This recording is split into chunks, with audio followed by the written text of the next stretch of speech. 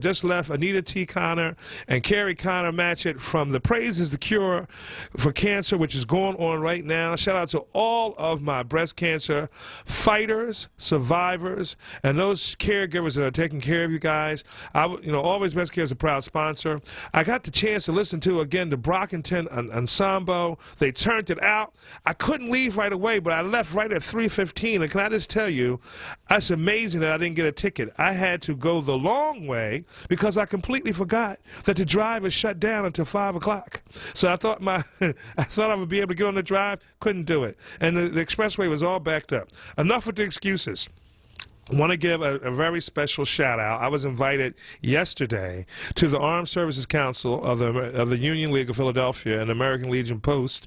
They honored the Rosie Riveters, celebrating the originals. And I got to tell you, if you don't know who the Rosie Riveters are, they are the women of all colors, all walks of life that stepped in during World War II to do men's jobs, what was then considered men's jobs. I had Professor Gregory Cook on my show a while back, and anyway, he invited me to this amazing ceremony where at the Union League they honored the Rosie Riveters. The average woman there was probably in their 90s. Can I tell you that some of those women was getting up and having a conversation? Shout out to all of the Rosie Riveters, and shout out to just women in general. I dedicate my show today to, first of all, the cancer survivors and also the Rosie Riveters. I want to also give a shout out, while I'm giving shout outs, to Thomas Jefferson University and TJU East Falls campus. For those of you that haven't been keeping up with the Philadelphia school system or the college system, I went years ago to Philadelphia College of Textiles and Science, which was then called Philadelphia University, which is now a part of Thomas Jefferson, and they call it East Falls campus. Well, I established scholarships there on the school side, and I'm a part of what is known as the Philadelphia University's Legacy Board. I'm on the school side's Thomas Jefferson's board, and I'm also on the hospital side's board under the McGee Rehab Foundation. And anyway, I also participate on the Diversity and Inclusion Board and the Facilities Committee for Thomas Jefferson. Later on this evening, I'll be honored. It is my indelible pleasure to be honored for all of the work that I've done on the health system side and the school side. And, I got a chance to hang out with my awardee. I awarded a scholarship last night to Jefferson Lopez, who's a marketing business student who is going to Barcelona next semester, and he won my business scholarship. I'm so proud of this young man. He's going to be a leader. Stay out for that name. He not only is he a business student, but he also sings and plays 2 or 3 instruments. So it's my pleasure to be honored, but it's also my humble pleasure to pay it forward. Okay, enough about me. Whew. That was a mouthful.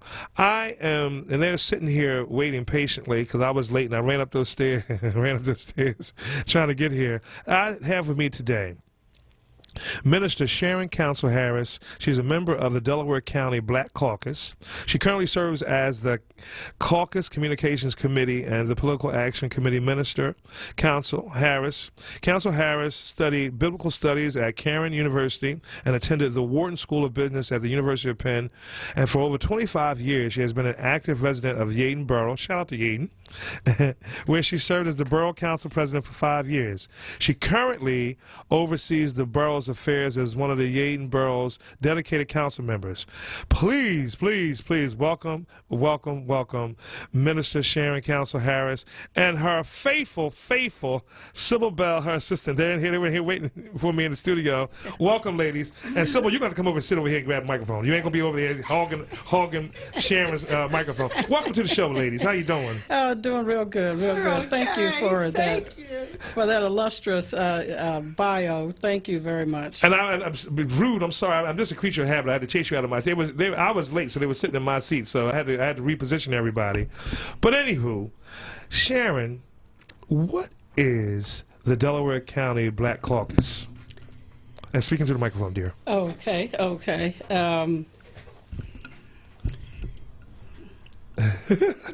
You just like me. Listen, we're just like you. Our phone's battery ran out, so we're improvising here tonight. First of all, I want to thank you, Brian, for the invitation and the opportunity to be here. My pleasure. Secondly, I want to acknowledge my friend and colleague, Darlene Hill. Hey, Darlene! Yes, yes. The Delaware County Black Caucus Chair of Events Planning and Fundraising.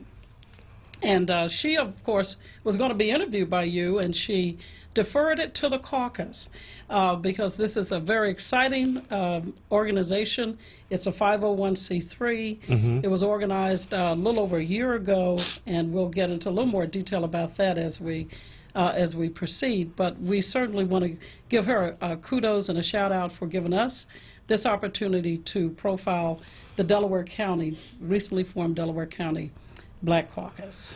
Shout out to Darlene. Last time I seen her, we were at a cookout over in Drexel Hill, partying it up a little bit. And she's a special spirit. But as we continue, so as we get back to the Delaware County Black Caucus, what do you guys do? She can hear you whispering. The mission and structure of the Delaware County Black Caucus is an organization that seeks to, hold on just one second.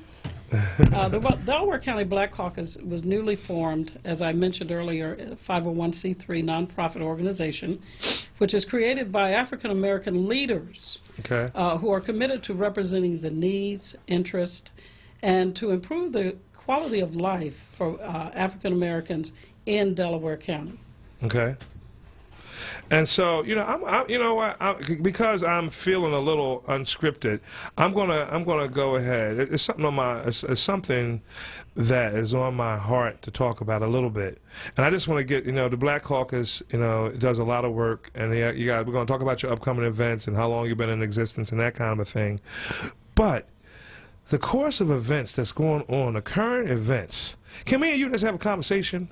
We can have a conversation. I want to pluck your brain. As I mentioned at the top of the show, I was sitting with the Rosie Riveters. And the Rosie Riveters, again, as I mentioned, were women that stepped in to really cover the jobs that were traditionally handled by men. Right, and so these women did it in the World War II. Excuse me. So they are still here. Some of them, and they're on average age 90. Let's say 90 to 97, and they were spry. Some of them were really spry. Some of them, was 97. Right, and I asked them, when you heard about the recent current events, it was a man that was shot by a Dallas police officer.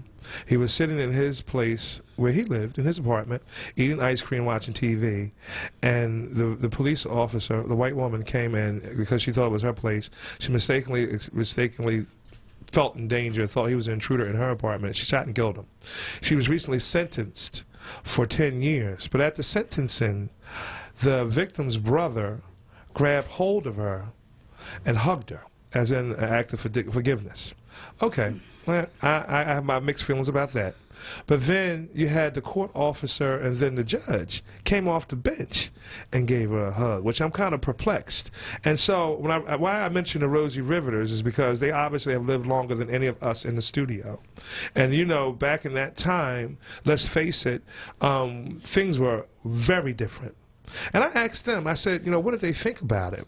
And around the table, I was sitting with some black Rosie Riveters, and strong. You had to think of a woman, first of all, that is bold enough in that time to go take on a job that is really channeled for a man. So I knew that, but I asked them, where were they at that? The one woman said, it would take me a long time to forgive. It would take me, and I mean, it's really no right or wrong answer because we're all human beings. We're supposed to forgive, forgive those who trespass upon us, that kind of a thing. But when you think about a man that just got sentenced for 45 years for shooting a dog, another woman that got sentenced for 5 years for changing her address for her child that could go to a better school system, where somebody else got 14 days. When you think about all of the injustices in the system, and I'm not improvising, I'm not instigating, I'm just saying what's on my heart. And as a black man, my father died in prison. He was held accountable for his actions. I'm not going to get into why he was there, but I'm going to say that he was accountable for his actions. And I know a lot of people that have served time and have gotten out and that kind of a thing. And it just seems like, the system is not geared for people of color. But I just want to, just before we get into the Delaware Black Caucus, because you guys make a lot of decisions and you have it out there, I want to know what's on your heart. It's unscripted. I just want to really, if I can, just get into your mind. What do you feel? What do you feel about that whole scenario? I think the first, my first response to questions that are in regard to the criminal justice system and criminal justice reform, I can speak from a philosophical standpoint. That says, you know, basically, we know that the injustices exist. We know that they are that they are transgenerational from slavery to now. Mm-hmm. We talk a lot about the Reconstruction period and the Jim Crow and all the things that are informing people that do not look like us, that they have somewhere, somehow, have a superiority to African Americans. Mm-hmm. We are keenly aware of that. Institutionalized racism, we are keenly aware of that.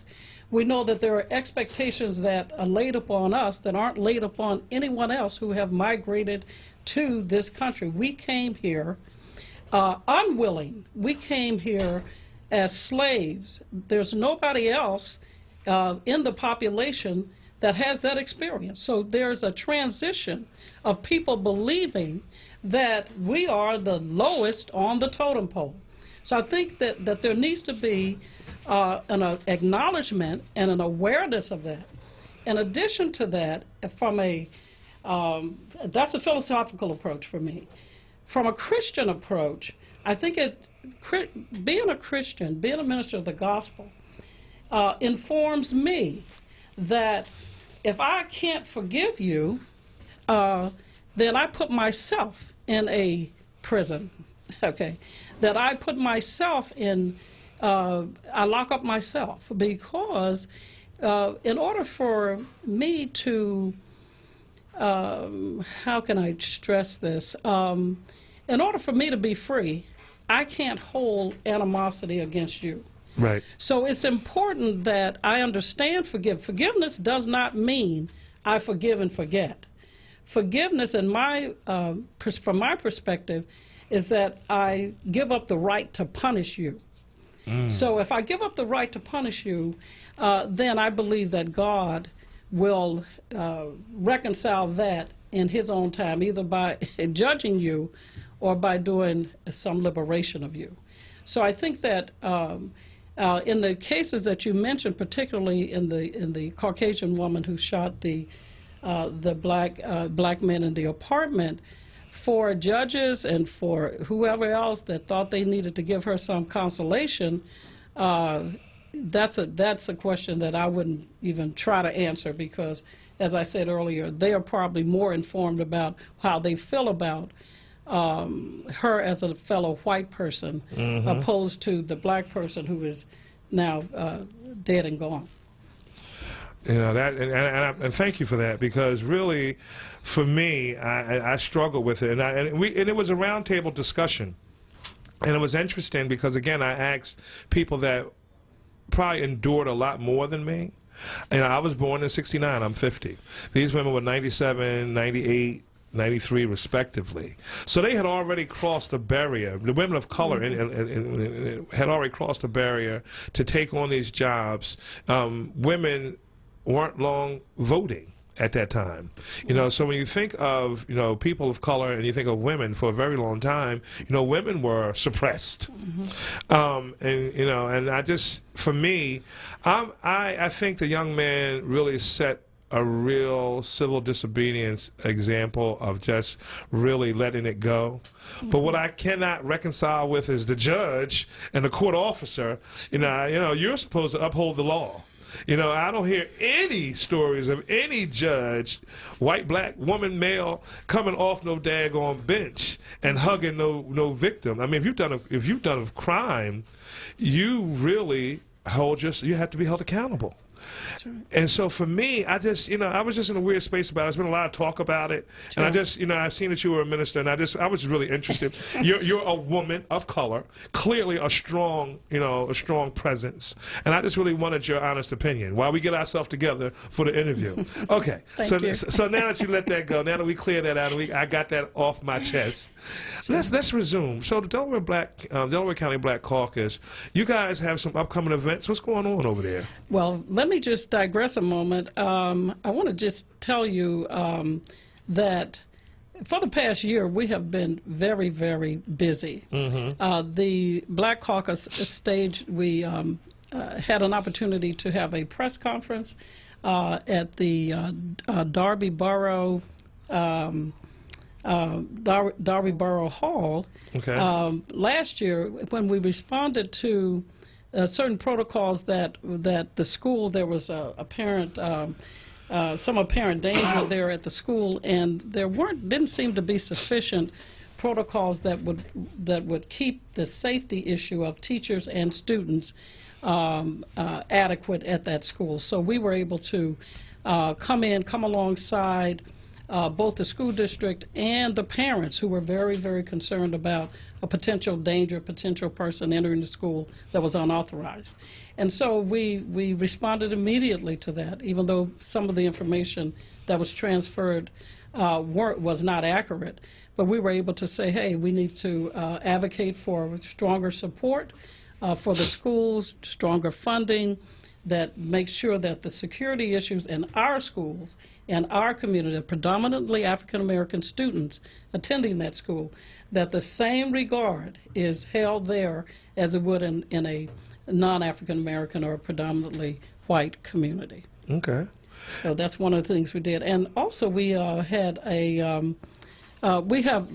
I guess I probably should give you a little bit more of the structure of the I would Delaware. appreciate that, like the structure and what is the mission and the general structure of the organization. Okay, the mission of the Delaware County Black Caucus is to serve as an information and advocacy vehicle to advance the interest and improve the overall quality of life for African Americans within Delaware County.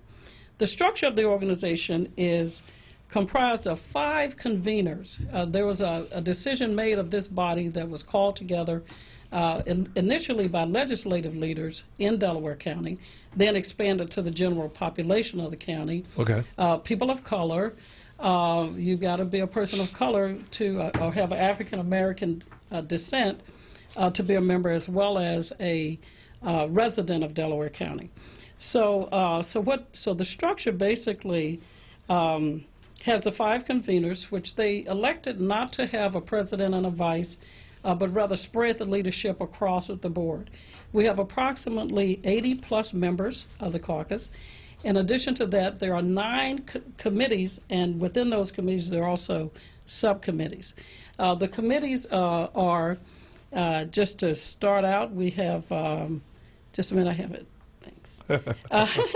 Sybil is good. Shout out to Sybil. I know Sybil is going to have. She's going to have this mic in just a moment, for sure. We have 9 committees. We have a membership committee. We have an education committee, an events planning and finance and fundraising committee, a judiciary and law enforcement committee. We have an economic development committee. And we also have the communications committee that Sybil is my boss.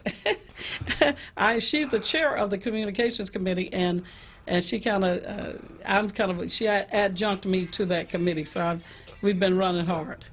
So to get the word out about the caucus, and so that's the structure. I also want to mention that. Being a 501c3, we have, of course, a corporate secretary. That's Dr.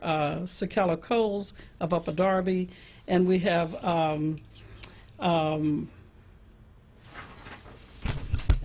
minute. Darlene Hill is our finance and treasurer for the Black Caucus. In addition to that, I want to give a shout out to our Delaware County Black Caucus consultant, Dawn Chavos, who is the president of Chavos Consulting LLC. Okay. So then, I guess my other thing is, as we talk about the overall mission and then overall structure, are there any publications that people in Delaware County can access? What are the publications called? Well, I'm glad you asked. All right. Is that Right on. We have the Umoja Journal. That is our first historical publication for Delaware County Black Caucus. We also have a website that we'll be very, very glad to. Go ahead and lay it on us. Okay. Sybil? Come on, Sybil. And speak into the microphone. Move the microphone over to your face. Okay, thank you. It's a pleasure to be here, I like to say. All right. And first of all, we have our Umoja Journal, which is our first historical newsletter. And our website address is www.delcoblackcaucus.com. That website again for our seniors. Okay. www.delcoblackcaucus.com. And once you go to the website, please hit the blue sign, because right now what we're doing, we are sponsoring an event for our second annual symposium event. Okay. And we are selling tickets, which is $30 there. And that event is on October the 19th. That's a Saturday. Yes. And it's from 11 to 3. I know that because my grandmother's 80th birthday, and she listens to the show. My grandmother will be 80 on the 18th. Shout out to the Libras. Shout out to Chubba Love. Go ahead. Go ahead, Sybil. Okay. We also have a Facebook page that you can check out. You go to Delaware County Black Caucus on our Facebook page. Okay. Like and Like if, if you want to get those tickets, it's http://checkoutsquare.site. Check out square.site.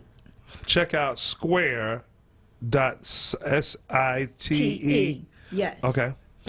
And these tickets are for the event on October the 19th from 11 to when? From 11 to 3. And on that, and for that symposium right there, last year we had our first inauguration symposium event, which highlighted. Getting the vote out. Oh yes, getting the vote out. Getting the vote out, which is going to be And, very, very important in 2020. Let me tell you. You know, I was going to try to stay away from it, but now since we're both over here, and Sybil, you grab your own microphone so you both can talk at the same time. Okay. Slide over to this microphone. I'm gonna go there. I resist. That's all right. You're all right. I resist trying to get into politics, but I mean, we gotta stay woke. And when you have the microphone and you have the Delaware County Black Caucus here in the building, we would be remiss if we did not speak to the current events.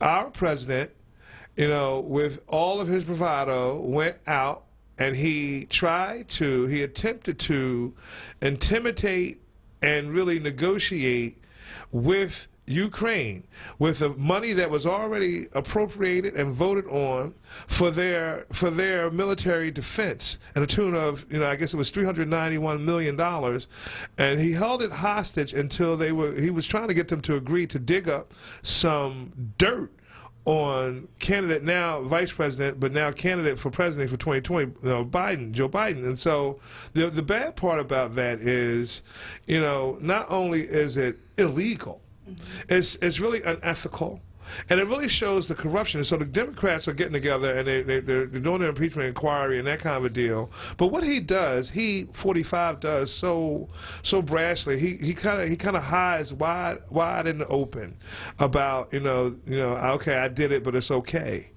And I just I think some would argue that Biden really isn't exciting to vote. Right now we have a right field of candidates. But it's interesting that Donald Trump is already, going after him, singling him out to kind of dismantle the credibility that he has on investigations for his son Hunter about some money that he got from Ukraine, which was already debunked and found to be fact-checked to be incorrect. So my thing is, what do you guys stand on it? I mean, what do you think that we should do? What are you going to do as the Black Caucus? What are some creative ways are we going to get people out to vote? What do you guys got on the hopper? If I could just give you the microphone and just let us have it. I think that when you have someone in the highest office in the United States of America with a special constitution that guarantees a balanced scale of the presidency and the House and the Senate, I think that you have to, on the ground, boots on the ground, you have to inform, educate, and make sure that you hit every door. Make sure that that voter knows that you have a choice and here's the information on the candidates. I think that lacking that, anything is subject to happen. People go to the polls without knowing who the candidates are. I've been a judge of election in my own precinct and in my own town, and you know, it doesn't cease to amaze me that you get about 11% turnout in the vote. You got 89% that's staying home. You have people that when they come out to vote, they're given instructions, vote a straight ticket, without looking at the qualifications of that particular candidate. So I think that there's an education dearth when it comes to people knowing and exercising their right to vote, that people died for, that African Americans were denied and prohibited from and suffered all kinds of maltreatment and to exercise the right to vote. I think that when you look at other countries where people go 30, 40, 50 miles to get to a voting place and stand in hazardous weather to cast a vote, that it should be a wake-up call for us in America, particularly African Americans, and particularly in Philadelphia, and particularly in Delaware County. Yeah, Pennsylvania is going to be a really, really, really strong state that's going to influence the vote. Okay, it's 4:48, and I'm breaking my own rule, but I'm going to jump in right now, and I'm going to tell you that Always Best Care and Platinum Productions are teaming up to bring you a night of music on November the 9th at Tropicana.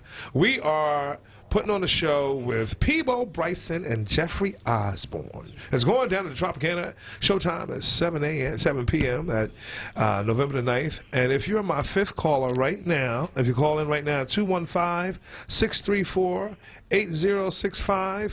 Again, that number is 215-634-8065. Toll free, 1-866-361-0900. If you are my fifth caller, I'm going to lace you up with a pair of tickets to go check out Jeffrey Osborne and Peebo Bryson. On my show today, I have the very, very talented, the very informative. First of all, we have Sybil Bell. And then we also have Minister Sharon Council Harris, and they are the 1-2 knockout punch. They're sitting in today for Darlene Hill, who in her own right, shout out to her right now, and shout out, uplift to her, and I give her a long distance hug. And you can run, but you can't hide. Don't let me see you at the next cookout, all right? No, let me see you at the next cookout. But, you guys represent the Delaware County Black Caucus, and I'm really glad to have you. And I really apologize for being late today. As I said, I was over at the Praise of the Cure for Cancer, which is going on right now. And I would be remiss if I don't shout out Joan Myers Brown and the Philadanco. They are celebrating their 50th year of being in existence tonight and tomorrow. Tonight at the Kimmel Center, they have the choreographed dances of a group of dancers called Genesis. It's going down at the Kimmel Center. I, unfortunately, will not be there tonight. My love to all of you. I know you're listening, and I love you to death. But I'm being honored myself tonight over at the TJU, Thomas Jefferson University, East Falls campus, and I can't wait to get there. And I have my roller skates on. So as we wind down the show, Sharon, I want you to give, again, the website. And then let's kind of lead out the show with telling us any upcoming events. And I want you to talk about, if you don't mind, how somebody can connect to the Delaware County. How frequently do you guys meet? I know you said you had 9 committees. Yes. And so if you can give me all that kind of information generically, I'd appreciate it. Okay, sure. The 9 committees meet once a month. And then they report back to our general meeting, which is the first Saturday of every month. Where do you guys meet at? Right now we're meeting at the Chapel of the Good Shepherd, pastored by our own mayor, Rohan Hepkins. That is in Yeadon on Church Lane. and I think it's around the 700 block of Church Lane. It's a very beautiful church and edifice. I also want to mention, which is extremely important, is that this year's symposium is addressing the issue of judicial reform. So our guest, last year, our guest was Governor Tom Wolf and Lamont Hill, Mark Lamont Hill, the author of BET News host. But this year we're going to have, that's on October 19th, Dr. Yusuf Salim, one of the exonerated members of the Central Park Five, who will be speaking on issues of mass incarceration, police brutality and misconduct, false confessions, press ethics, and the disparities in American criminal justice system. This event will be, of course, again at Cheney University. CU. CU, yes. 1837 University Circle in Cheney, PA. Again, this event is on October 19th. Almost 2 weeks away. Time will be, again, 11 to 3. The other panel speakers will include Tony Wills of Adrea's House. Another guest speaker is Michael Malloy, who is the attorney representing the case for Mr. Leroy Evans, who has been incarcerated in Delaware County for 39 years for a crime in Delaware County that is being challenged. Our caucus is in support of his family and the attorney that is representing him, and they reached out to us for support, and we have provided that support, and we are presently supporting that family and the Legal Defense Fund for Mr. Leroy Evans. All right, and so let's break in really quickly. Nebula Bay. Nebula Bay, are you there? Am I pronouncing your name correctly? Nabila. Nabila. Congratulations. You're going to check out Jeffrey Osborne and Peebo Bryson's. Hey. Oh! Right on. So congratulations. Thank you for listening. Say again. All right. Thank you so much for your generosity and your consistency. Oh, thank you, my dear. You know what? It ain't easy. It ain't easy, but I really appreciate you, and I appreciate you listening. And we'll be in touch with you, sometime this week to get you the tickets. Okay. All right. Thank you. Enjoy your weekend. All right, as we wind down the show, my name is Brian Green. It's a Did You Know show. Today's guest, and I'm going to have you guys back so we can have a full hour to give you your time. You know, we have Minister Sharon Harris come on, and then Sybil Bell from the Delaware Black County Caucus, Delaware County Black Caucus, and they just handed me the Umoja Journal, which is a publication, and it really looks good. And you mentioned 501c3 is a not-for-profit. The event that I want to mention on October the 19th, is that a free event? No, that is we have sponsorships, and the tickets are $30. We have also tables that have been dedicated. 10 seats for students who cannot, perhaps cannot afford to pay that fee. So we have had 4 different sponsors, members of our caucus, that have donated like 10. So that's like 40 people, 40 kids that'll be able to be there. The event last year was spectacular. Oh wow! It kind of went viral on social media, and people came out. And so we're anticipating the same kind of response this time. And what we do well. We have had our senators, Senator Anthony Williams and the Mayor of Chester, Thaddeus Kirkland, men who have demonstrated extraordinary leadership for our community for decades. They are at the helm of some of this organization. So we're very thankful to God for them. And for all of the other legislators and other leaders in our community, it's just been a tremendous ride. And when you can get 100 people in a room with order and organization and a serious focus on what the opportunities are for black people to level the playing field when it comes to our rights as citizens in this country and not to be denied. So we're really very grateful for their leadership. Thank you so much for coming on the show. My name is Brian Green. This is the Did You Know Show. Again, I want to give a shout out to Praise is the Cure for Cancer over there with Anita and Carrie Connor. And then I also want to give a shout out to the to the Rosie Riveters. Rosie Riveters celebrating the original ladies that did, step up and do traditional men jobs back in the World War II time. Also want to give a shout out to Philadelphia, who will be celebrating their 50th anniversary at the Kimmel Center tonight, and they have a guest appearance by Leslie Odom, from Hamilton. And I want to give a shout out to all of the Libras. Sharon and Sybil, thank you so much for coming on the show. I'm going to have you come back with Darlene. That's my time. I got to make way for Islam today. Again, Thank you to Thomas Jefferson University for the award that I'm getting tonight, and it's my absolute pleasure to pay my success forward. And if you can do it at any level, you should. Oh, I want to mention also that I have a team for the Walk to End Alzheimer's on November the 10th at Citizens Bank Park down in South Philadelphia. Again, that's November the 10th. And if you go to the alz.org and you look up teams, you'll see Team Green Philly. If you want to join our team to walk or to donate, we are the #1 fundraisers. I'm proud of that for the last 7 years. Last year we raised $65,000. So if you can't give monetary, your time is just as important. You want to come down and walk to end Alzheimer's. We really appreciate it. Okay, that's my time. Peace and light.